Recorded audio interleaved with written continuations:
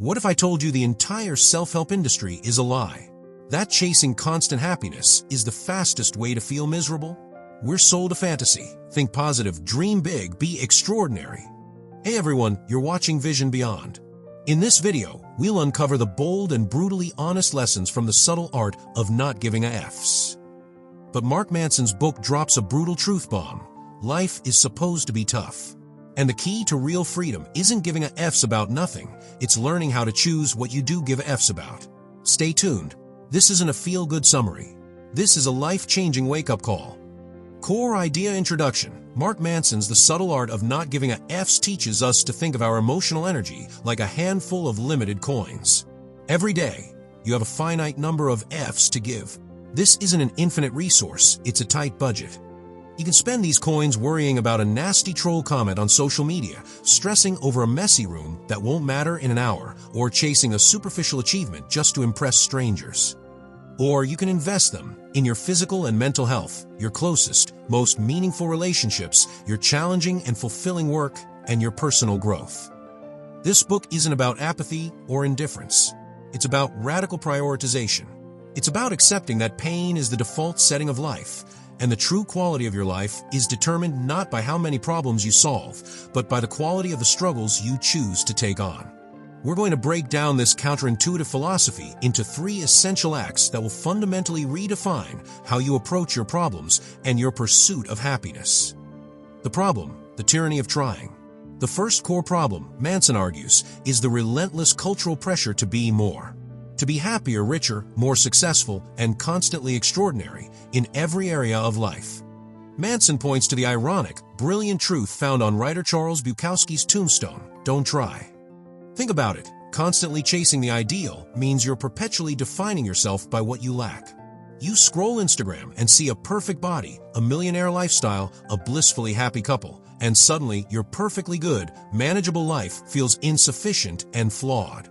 This relentless, exhaustive pursuit of the more makes you feel like you're never enough because the finish line keeps moving further away. We are perpetually chasing an expectation that simply isn't real. Manson argues that our obsession with forcing positive thinking actually backfires. Why? Because happiness comes from solving problems, not from having no problems.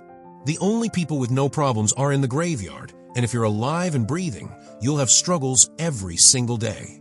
The mature move is to stop trying to be the best at everything and instead focus on accepting your limitations and choosing better problems to solve. Stop trying to feel good all the time. Start picking struggles that bring you meaning and long-term fulfillment. The breakthrough idea, choose your suffering. This is the game-changing question from the book, the one that flips your focus from goal to process. What pain are you willing to endure? Everyone wants a lean six-pack, but who is willing to endure the pain of early morning gym sessions, counting calories, and bland diet food day after day? Everyone wants a successful, scalable business, but who is willing to endure the stress of repeated failure, the sting of client rejection, and the anxiety of 80-hour work weeks for years? Manson states clearly that your true values are revealed not by what you claim you want, but by what you are willing to suffer for. This is the ultimate litmus test. If you're suffering over toxic gossip, the anxiety of meaningless debt, or the constant need to chase social media validation, you've picked bad problems, problems that don't lead to growth. If, however, you're struggling with the growing pains of a new business, the immense challenge of raising a grounded child, or the difficulty of mastering a new, complex skill, you've chosen meaningful problems, problems that reveal your true purpose. This is the subtle art. Accepting suffering is the only path to real growth and sustainable power. You must take radical responsibility for everything in your life. You may not control what happens to you, but you always control how you interpret it and how you respond. This deep acceptance of pain and responsibility is the only true source of personal power you have. Actionable wisdom, embrace being wrong. A graphic of a circle with a question mark in the middle, then the circle expands. How do you put this challenging philosophy into practice?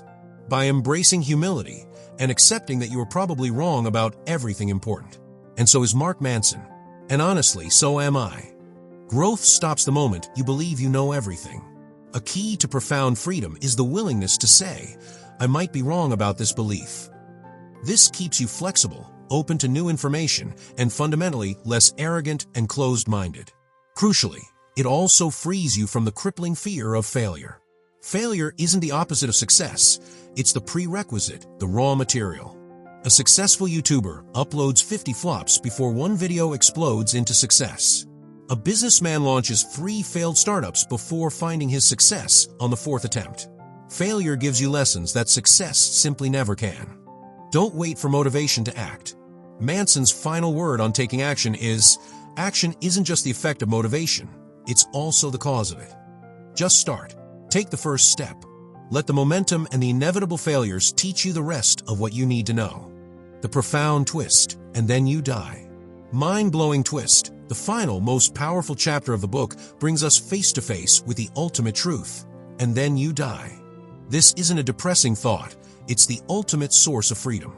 All the anxiety over social media validation, that small failure at work, the endless worrying about a stranger's fleeting opinion, none of it will matter in 10 years, let alone when you're 60 looking back on your life. Death is the unshakable, unbiased yardstick. It forces the question, what are you truly willing to spend your finite energy on?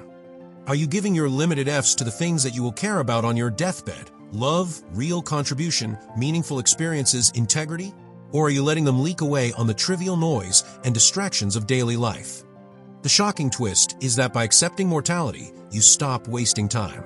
You stop chasing noise and start living a life deliberately defined by the few, precious things you choose to care about deeply. Conclusion: Mark Manson's philosophy is brutally simple and profoundly liberating. You have a limited budget of time, energy, and emotional investment. Here are the simple rules to follow. Don't try to be perfect. Do choose better problems. Do take radical responsibility. Do accept failure and mortality as fuel for a more intentional life. The subtle art of not giving a F's is not about apathy. It's about caring deeply for the right things and having the courage to say no to everything else.